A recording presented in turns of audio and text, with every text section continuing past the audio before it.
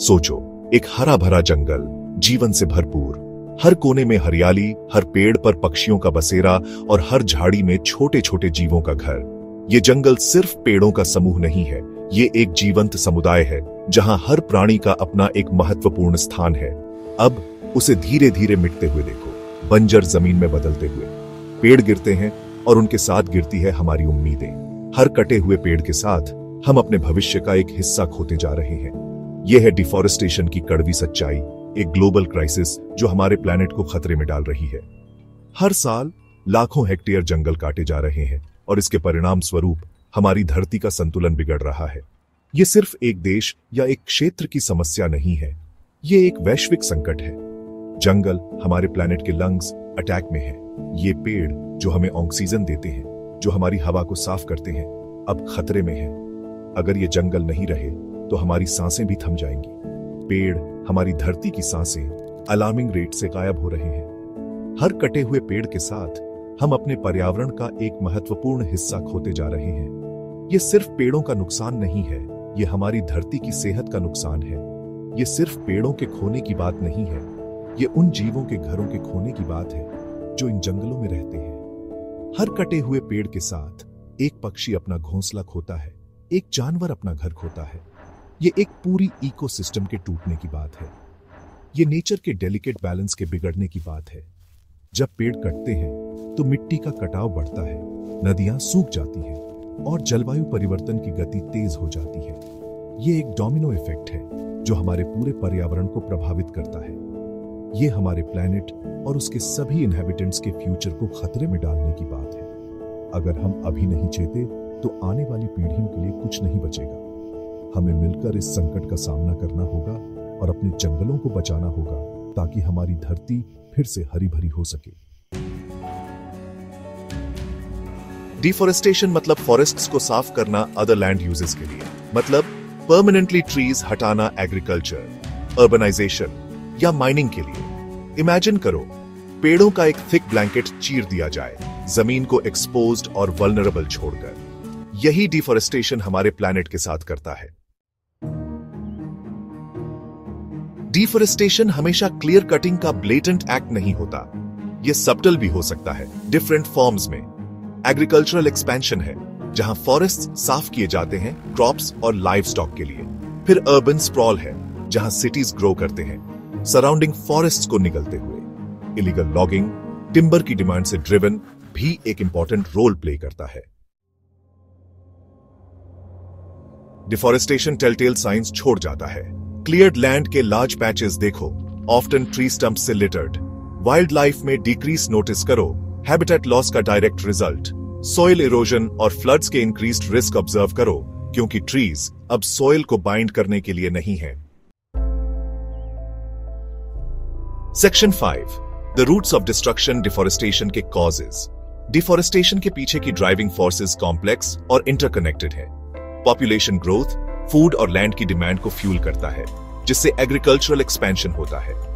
Economic factors जैसे timber और agricultural products की प्रॉफिटेबिलिटी भी रोल प्ले करते हैं। मोरओवर, वीक गवर्नेंस और lack of law enforcement illegal logging में कंट्रीब्यूट करते हैं। Section 6, a ripple effect, deforestation के कॉन्सिक्वेंसेस। डिफॉरेस्टेशन के फार रीचिंग कॉन्सिक्वेंसेस हैं। यह सिर्फ पेड़ों को काटने तक सीमित नहीं है, बल्कि इसका प्रभाव एनवायरनमेंट के हर एस्पेक्ट पर पड़ता है। यह हैबिटेट लॉस की तरफ ले जाता है, जिससे कई एनिमल्स और प्लांट्स के रहने की जगह खत्म हो जाती है, और बायोडिवर्सिटी को थ्रेटन करता है, जिससे इकोसिस्टम का बैलेंस बिगड़ जाता है। काउंटलेस स्पीसीज को एक्सटिंक्शन की तरफ पुश करता है। कई रेयर स्पीसीज हमेशा के लिए खो सकती है। यह वाटर साइकिल को डिसरप्ट करता है, जिससे बारिश के पैटर्न्स बदल जाते हैं और पानी की अवेलेबिलिटी कम हो जाती है, जिससे सॉइल इरोजन, फ्लड्स और ड्राउट्स होते हैं। मिट्टी की गुणवत्ता भी खराब हो जाती है, जिससे एग्रीकल्चर पर असर पड़ता है। फर्दरमोर, यह क्लाइमेट चेंज को वर्स करता है, क्योंकि ट्रीज कार्बन डाइऑक्साइड अब्सॉर्ब करने में क्रूशियल रोल प्ले करते हैं। जब ट्रीज कट जाते हैं तो एटमॉस्फेयर में कार्बन डाइऑक्साइड की मात्रा बढ़ जाती है, जिससे ग्लोबल वार्मिंग और ग्रीन हाउस इफेक्ट बढ़ता है। डिफॉरेस्टेशन का ह्यूमन कम्युनिटीज पर भी असर पड़ता है। कई लोग अपनी आजीविका खो देते हैं और उन्हें नए स्थानों पर बसना पड़ता है। रिफॉरेस्टेशन प्रोजेक्ट्स इस समस्या का एक समाधान हो सकते हैं। हमें मिलकर एफर्ट्स करने होंगे ताकि हम अपने फॉरेस्ट को बचा सकें और फ्यूचर जनरेशंस के लिए एक सस्टेनेबल एनवायरनमेंट बना सके। Section 7, a global call to action. Deforestation के खिलाफ लड़ाई के लिए ग्लोबल एफर्ट चाहिए। पेरिस एग्रीमेंट जैसे इंटरनेशनल एग्रीमेंट्स डिफॉरेस्टेशन से कॉम्बैट करने और सस्टेनेबल फॉरेस्ट मैनेजमेंट को प्रमोट करने का एम करते हैं। यूएन और ग्रीनपीस जैसे ऑर्गेनाइजेशंस एक्टिवली अवेयरनेस रेज करने और कंजर्वेशन एफर्ट्स इंप्लीमेंट करने के लिए काम कर रहे हैं। Section 8, India stand against the Tide. India diverse forests का होम डिफॉरेस्टेशन के थ्रेट को रिकॉग्नाइज करता है। गवर्नमेंट ने फॉरेस्ट कंजर्वेशन एक्ट और नेशनल एफोरेस्टेशन प्रोग्राम जैसी पॉलिसीज इंप्लीमेंट की है फॉरेस्ट्स को प्रोटेक्ट और रिस्टोर करने के लिए। कम्युनिटी फॉरेस्ट्री और सस्टेनेबल लाइवलीहुड्स को प्रमोट करने जैसे इनिशिएटिव्स राइट डायरेक्शन में क्रूशियल स्टेप्स हैं। Section 9, battle grounds of green and brown. Amazon rain forest, जिसे अक्सर अर्थ के लंग्स कहा जाता है, एग्रीकल्चरल एक्सपेंशन और इलीगल लॉगिंग की वजह से सीवियर डिफॉरेस्टेशन फेस कर रहा है। सिमिलरली, अफ्रीका में कॉन्गो बेसिन माइनिंग और अनसस्टेनेबल लॉगिंग प्रैक्टिसेस से थ्रेट में है। ये रीजन्स ग्लोबल बायोडायवर्सिटी और क्लाइमेट रेगुलेशन के लिए क्रूशियल टिपिंग पॉइंट पर है।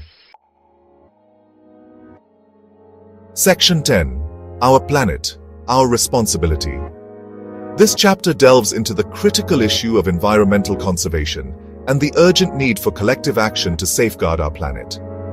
Deforestation हमारे planet पर हमारे impact का एक stark reminder है।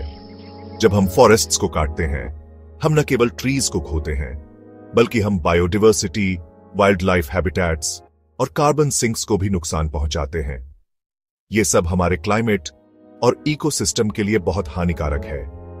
ये एक्शन का कॉल है। हमारे फॉरेस्ट्स हमारी अर्थ के लंग्स को प्रोटेक्ट करने की प्ली है। फॉरेस्ट्स हमें क्लीन एयर, फ्रेश वाटर और काउंटलेस रिसोर्सेज प्रोवाइड करते हैं। हमें इन्हें बचाने के लिए हर संभव प्रयास करना चाहिए। हमें अभी एक्ट करना होगा हमारे प्लैनेट और फ्यूचर जनरेशंस के लिए। ट्री प्लांटिंग इवेंट्स और कम्युनिटी एफर्ट्स से हम एक बड़ा डिफरेंस क्रिएट कर सकते हैं। ये छोटे छोटे स्टेप्स हमारे एनवायरनमेंट को रिस्टोर करने में मदद कर सकते हैं। चलो ट्रीज प्लांट करते हैं ताकि हम एक ग्रीनर और हेल्थियर फ्यूचर इंश्योर कर सकें। हर ट्री जो हम प्लांट करते हैं वो हमारे प्लैनेट के लिए एक नया होप है। सस्टेनेबल प्रैक्टिसेस सपोर्ट करते हैं ताकि हम अपने नेचुरल रिसोर्सेज को कंजर्व कर सकें। इको फ्रेंडली फार्मिंग टेक्निक्स न केवल सॉइल हेल्थ को इंप्रूव करती हैं, बल्कि ये हमारे फूड सिस्टम्स को भी सस्टेनेबल बनाती हैं और डिफॉरेस्टेशन के खिलाफ अपनी वॉइसेस रेज करते हैं। जब हम कलेक्टिवली अपनी आवाज उठाते हैं तो हम पॉलिसी चेंजेस और ग्रेटर अवेयरनेस ला सकते हैं। ये हमारे फॉरेस्ट को बचाने के लिए बहुत जरूरी है।